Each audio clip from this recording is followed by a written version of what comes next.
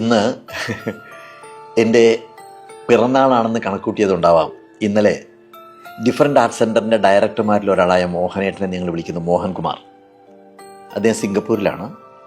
Pass of time എന്ന പേരിൽ ഒരു കുറിപ്പ് എനിക്ക് വാട്സാപ്പിൽ അയച്ചു തന്നു. ഞാനത് എത്ര തവണ വായിച്ചു എന്ന് എനിക്ക് തന്നെ അറിയില്ല. ഞാനതിനൊന്ന് മലയാളീകരിച്ചൊരു പ്രിൻ്റ് എടുത്ത് ഇപ്പോൾ അതെൻ്റെ കയ്യിലുണ്ട്. വല്ലാതെ മനസ്സിൽ തട്ടിയ ഒരു എഴുത്താണിത്. ഒറ്റ നോട്ടത്തിൽ ഓർക്കുന്ന ചില കാര്യങ്ങൾ നിങ്ങളോടൊന്ന് പങ്കുവെക്കണമെന്ന് എനിക്ക് തോന്നി. പ്രായം മനസ്സിനെ തളർത്തുന്നു എന്നുണ്ടെങ്കിൽ ഇതൊന്ന് കേൾക്കുന്നത് നല്ലതാണ്. കാലം നമ്മളെ മായ്ച്ചു കളയുകയല്ല, നമ്മുടെ മനോഭാവത്തെ പതുക്കെ പതുക്കെ മാറ്റിമറിച്ചു കൊണ്ടിരിക്കുകയാണെന്ന് മനസ്സിലാക്കാൻ ഇതൊന്ന് ഓർമ്മയിൽ സൂക്ഷിക്കുന്നത് നല്ലതാണ്. സാധാരണ നമ്മുടെ മക്കളും കൊച്ചുമക്കളും ഒക്കെ മാതാപിതാക്കളുടെ വയസ്സ് കണക്ക് കൂട്ടി ഓർമ്മിപ്പിച്ച് തുടങ്ങുന്നത് ഷഷ്ടിപൂർത്തി മുതലാണ്, അല്ലെ? 60 വയസ്സാവുമ്പോൾ. പിന്നെ സപ്തതി, അശീതി, നവതി, ആ ഓർമ്മപ്പെടുത്തൽ അങ്ങനെ തുറന്നുകൊണ്ടേയിരിക്കും. നിങ്ങൾക്ക് ഈ ഭൂമി വിട്ടുപോകാൻ ഇനി അധിക ദൂരമില്ല എന്നതിൻ്റെ ഓർമ്മിപ്പിക്കലാണത്. ഇനി ഞാൻ ഈ എഴുത്തിലേക്ക് വരാം. ഞാൻ ചില പോയിന്റ്സ് കുറിച്ച് വെച്ചിട്ടുണ്ട്. 60 വയസ്സ്, 60 ആവുമ്പോൾ ഒരാൾ അകൽച്ചയുടെ സൂക്ഷ്മത പതുക്കെ പതുക്കെ അനുഭവിച്ചു തുടങ്ങും.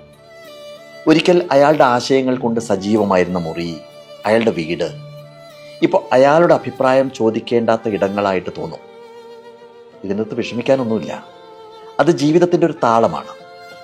നമ്മുടെ സംഭാവനകൾ ഇത്രയും കാലം ആരുടെയൊക്കെയോ ഹൃദയങ്ങളിലും മനസ്സുകളിലും നാം പതിച്ചിട്ടതിൻ്റെ ബാക്കി പത്രമാണ് എന്ന് തിരിച്ചറിയേണ്ട കാലത്തിലേക്ക് നമ്മൾ കടന്നു എന്നർത്ഥം.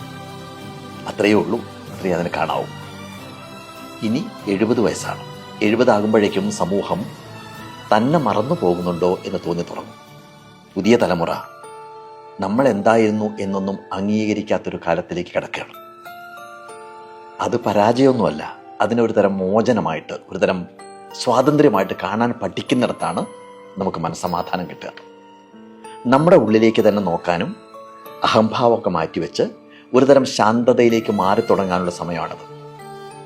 അതിനെ ഒരു തരം അനുഗ്രഹമായിട്ട് കാണാൻ കഴിഞ്ഞാൽ നമുക്ക് രക്ഷപ്പെടാം.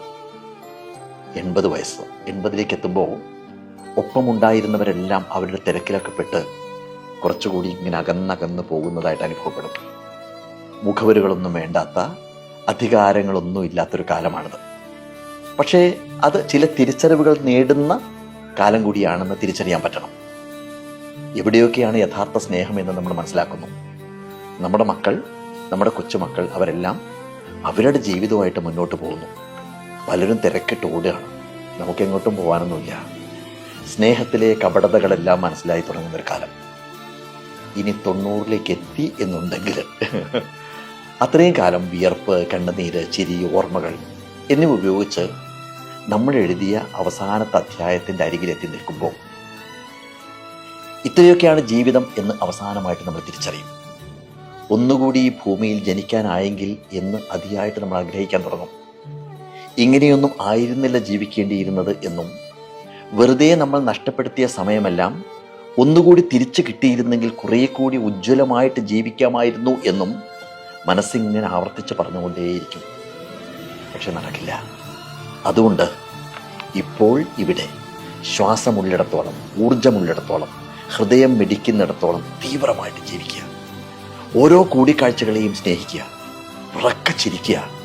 ജീവിതത്തിലെ ചെറുതും വലുതുമായ, അല്ലെങ്കിൽ ലളിതവും സങ്കീർണവുമായിട്ടുള്ള സന്തോഷങ്ങൾ ആസ്വദിക്കുക.